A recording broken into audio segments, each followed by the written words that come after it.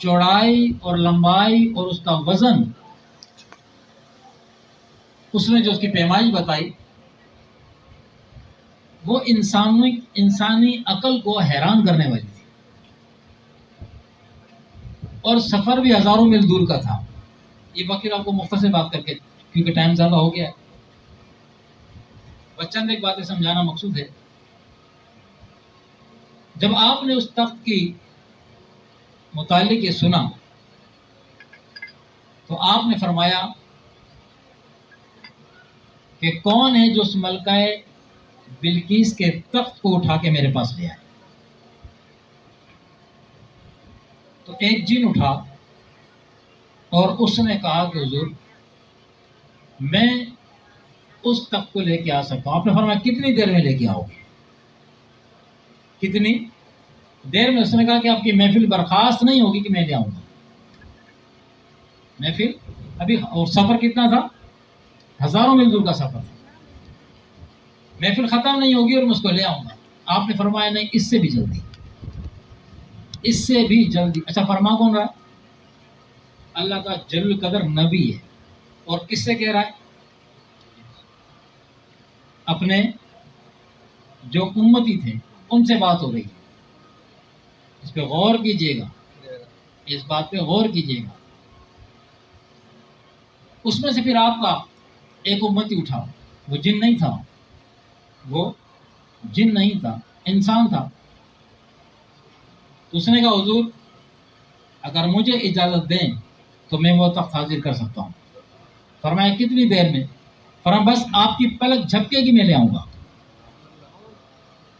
پلک جھپکنے کے ساتھ میں وہ تخت حاضر کر دوں گا، آپ کی اجازت درکار ہے۔ یہ ادب قائم رکھا، اس امتی نے یہ ادب قائم رکھا کہ حضور آپ کی اجازت ہو تو میں پلک جھپکنے میں اس کو لے آؤں۔ آپ نے فرمایا ٹھیک ہے، تمہیں اجازت ہے، بس آپ کا یہ کہنا تھا، پلک جھپکی اور تخت حاضر ہو گیا۔ یہ نبی کی، پچھلے زمانے کے نبی کی امتی کی طاقت کا معاملہ تھا۔ اس بات کو ذہن میں رکھیں۔ اب آ جائیں آقا دو جہاں صلی اللہ تعالیٰ علیہ وسلم جو خاتم النبیین ہیں، ہم سب کے آقا و مولا ہیں صلی اللہ علیہ وسلم۔ ہم نے دیکھا کہ سلیمان علیہ السلام کا ایک امتی تھا جس کو یہ طاقت ملی ہوئی تھی۔ یہ نبی کی طاقت کی بات کی، فقیر آپ کو جو نوٹ کرانا چاہ رہا بات کچھ نہیں۔ نبیوں کی طاقت کا معاملہ کیا ہوگا کہ جن کی امتیوں کی طاقت کا معاملہ یہ ہے؟ سبحان اللہ۔ نبی کی طاقت کو امتی سمجھ ہی نہیں سکتا، اس پہ بحث کرنا تو کجا دور کی بات ہے، پڑھنا بھی نہیں چاہیے۔ ایک انسانی عقل میں نبی کی طاقت نہیں آ سکتی، اس لیے اس بحث میں پڑھنا ہی نہیں چاہیے۔ جن کی امتیوں کا یہ معاملہ، اور یہ سلیمان علیہ السلام کا ذکر تو قرآن کے اندر موجود ہے، قرآن اس پہ شاہد ہے کہ ہاں ان کی امتی کوئی طاقت حاصل ہوئی۔ اور اس کے پاس کیا تھا؟ کون سا علم تھا اس کے پاس؟ فرمایا اس کے پاس کتاب کا علم تھا۔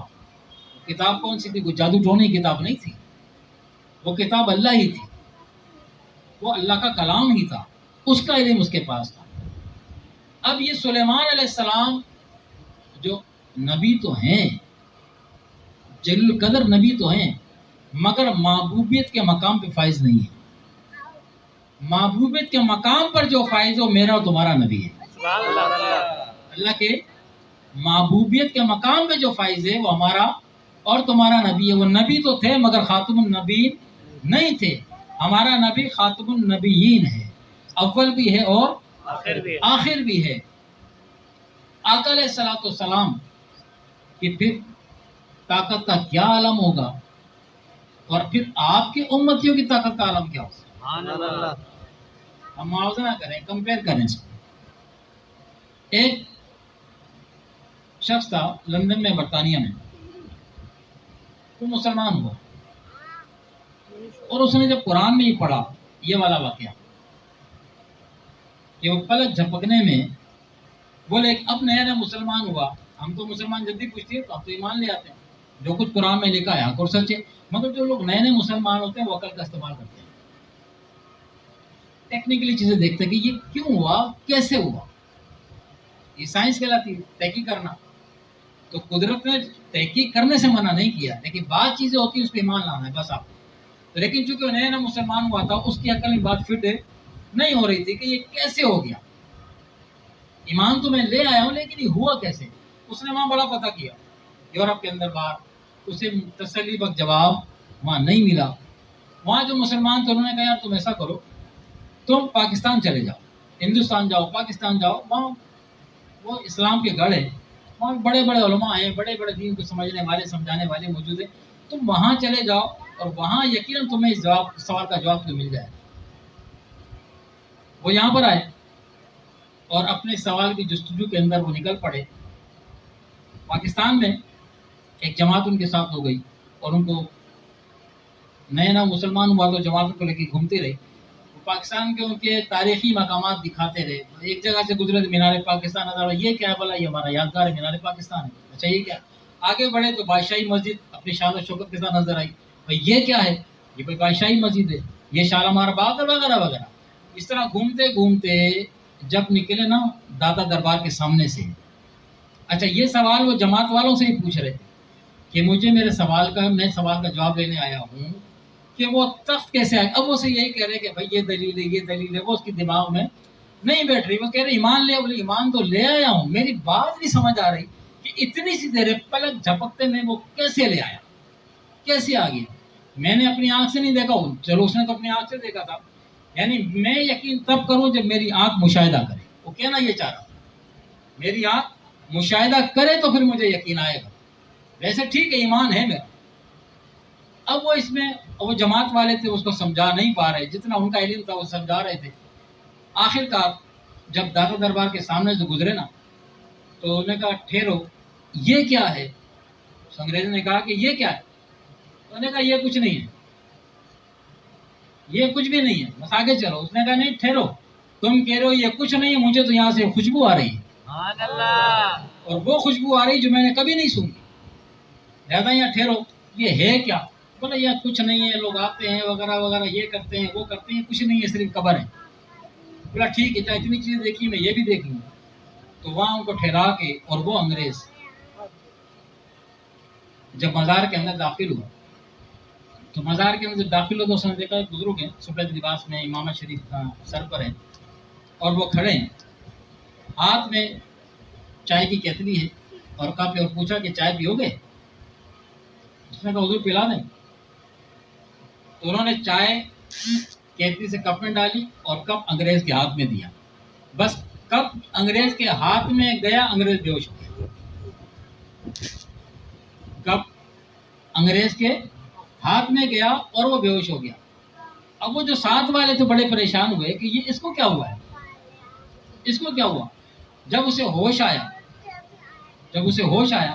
تو اس سے بولا کہ بھائی تجھے ہوا کیا تھا، چائے کا کپ تیرے ہاتھ میں آیا. بولا مجھے بتاؤ وہ بزرگ کدھر گیا، وہ بابا کدھر گیا. بولا کون سا بابا. بولا جس نے مجھے چائے پکڑائی تھی. بولا بھائی وہ تو پتہ نہیں کہاں گیا، لیکن معاملہ کیا ہے.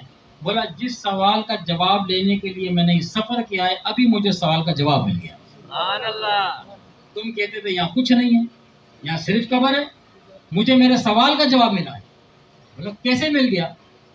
بولا سوال کا جواب مجھے ایسے ملا، میں یہی کہتا تھا نا کہ وہ پلک جھپکتے